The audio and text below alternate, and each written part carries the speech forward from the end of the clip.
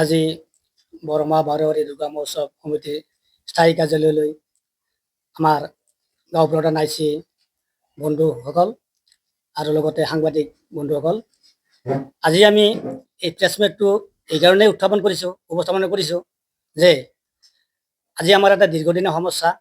সেই সমস্যাটো হ'ল আমাৰ যিসকল গাঁও প্ৰধান আইচি আছে তেওঁলোকক চৰকাৰে ক'ব গ'লে বিনা বেতনে আমাক কাম কৰাই আছে আৰু যিখিনি আমি চৰকাৰৰ পৰা সুবিধা আমি পোৱা নাই, যাৰ ফলত আমি বহুতো অৱস্থাৰ সন্মুখীন হ'ব লগা হৈছে। যিয়ে নহওক, আমাৰ গাঁও প্ৰধান আইচিসকলে আমি সদায় ৰাইজৰ লগত কাম কৰি থাকোঁ, অনাগত দিনত কৰি যাম। আৰু যাৰ ফলত আমি ৰাইজৰ লগত কাম কৰি থকাৰ কাৰণে আমাৰ যিবিলাক আমাৰ সমস্যা, ধৰক আজি আমাৰ যিটো পাৰিতোষিক বুলি কয়, আচলতে আমাৰ এইটো দৰমহাত নপৰে। দৰমহা বুলি ক'বলৈ গ'লে আজি 30,000 পৰা 40,000 টকা হয়, আমাৰ সেইটো দৰমহাত নপৰে, ভাত্তা বা পাৰিতোষিক বুলি কয়, সেইখিনিও আমাক চৰকাৰে দিয়া নাই। আজি আমি প্ৰেছমিটৰ যোগেদি আমি বিটিয়া তথা প্ৰমোদ বড়ো ডাঙৰীয়াক আমি এটাই আহ্বান জনাম যে আমাৰ এই গাঁও প্ৰধান যিসকল আইচি আছে তেওঁলোকক যাতে অতি সোনকালে আমাৰ দৰমহাৰ ব্যৱস্থা কৰি দিয়ে আৰু ৰেগুলাৰৰ ব্যৱস্থা কৰি দিয়ে। আজি প্ৰেছমিটৰ যোগেদি আমি বিটিয়া তথা প্ৰমোদ বড়ো ডাঙৰীয়াক আমি এইটো আহ্বান জনাম। আৰু আমাৰ দাবী আছে কিছুমান। আমাৰ বিটিয়াৰত এতিয়াও বহুতো গাঁও প্ৰধান আইচি খালী পদ পৰি আছে। এইবিলাক পদ যাতে অতি সোনকালে আমাৰ বিটিয়া তথা প্ৰমোদ বড়ো ডাঙৰীয়াই পদবিলাক পূৰণ কৰে। আমি এই প্ৰেছমিটৰ যোগেদি আজি আমি বিটিয়া প্ৰধান প্ৰমোদ বড়ো ডাঙৰীয়াক আমি দাবী উত্থাপন কৰিছোঁ।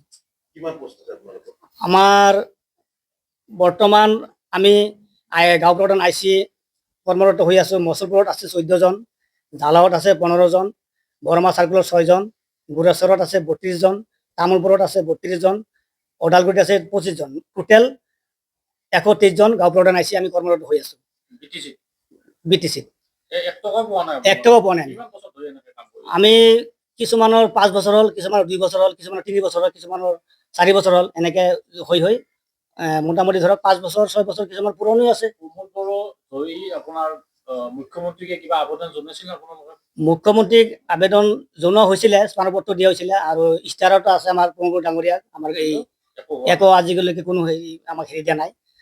গতিকে আমি এই প্ৰেছমিটৰ যোগেদি আমি এইটোৱে আহ্বান জনাইছোঁ যাতে আমাৰ প্ৰমোদ বড়ো ডাঙৰীয়াই অতি সোনকালে আমাৰ এই গাঁও প্ৰধান আইচিসকলৰ জ্বলন্ত সমস্যা সমাধান কৰে। তাৰ বাবে আমি আজি প্ৰেছমিটৰ যোগেদি আমি দাবী উত্থাপন কৰিছোঁ। আমাৰ চলাৰ পানীত নচৰা অৱস্থা হৈছে। ধৰক আমি ৰাইজৰ লগত সদায় কাম কৰি থাকোঁ, ইফালে মিটিং আছে, ইফালে থানাত মাতে, ইফালে ৰাইজৰ মেল মিটিং সভা সমিতি হৈয়ে থাকে, তাতো আমি সদায় নিয়োজিত হৈ থাকিব লাগে। গতিকে তাৰে মাজেদি আমি ঘৰখন কেনেকৈ চলাম? আজি ধৰক আমি শুনা পাইছোঁ ইয়াৰ আগত এটা আমাৰ CM ছাৰ ডাঙৰীয়া এটা বাতৰি কৈছিলে যে 9,000 টকাকৈ এইটো পাৰমানেণ্টলি গাঁওবুঢ়াবিলাকক দি যাব। গতিকে তেনেকৈ যদি দিয়ে গতিকে আমাৰ অলপ সকাহ হ'ব। আমাৰ ধৰক আমাৰো ঘৰত পৰিয়াল আছে, আমি যদি সদায় চৰকাৰৰ লগত বা ৰাইজৰ লগত সদায় লাগিয়ে থাকোঁ, আমাৰ পৰিয়াল দেখাও নাই কাৰণে অসুবিধা হয়, আমাৰ পৰিয়ালৰ চম্ভালিবলৈ অসুবিধা হয়। যদি চৰকাৰৰ পৰা কিবা টাইম পাওঁ পাৰিতোষিক হিচাপে, তেতিয়াহ'লে আমাৰ অলপ সকাহ হ'ব। যদি আমাৰ এইগিলা কাৰ্যকৰী নহয়, পৰৱৰ্তী আমি ধৰ্ণাসূচী কাৰ্যসূচী হাতত ল'বলৈ বাধ্য হ'ম। আমি আমাৰ যিবিলাক গাঁও প্ৰধান আইচি আছে, যিবিলাক আমি জ্বলন্ত সমস্যাত ভুগি আছোঁ, আমি সকলোৱে লগ হৈ আমি বিটিয়া প্ৰধান প্ৰমোদ বড়ো ডাঙৰীয়া তাত যাম। আমি মানে যিটো গণ আন্দোলন বুলি কয়, আমি গণ আন্দোলন কৰিম।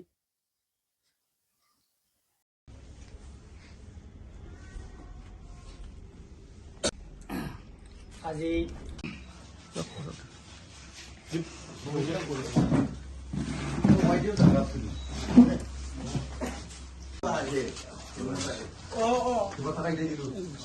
মই কাকতে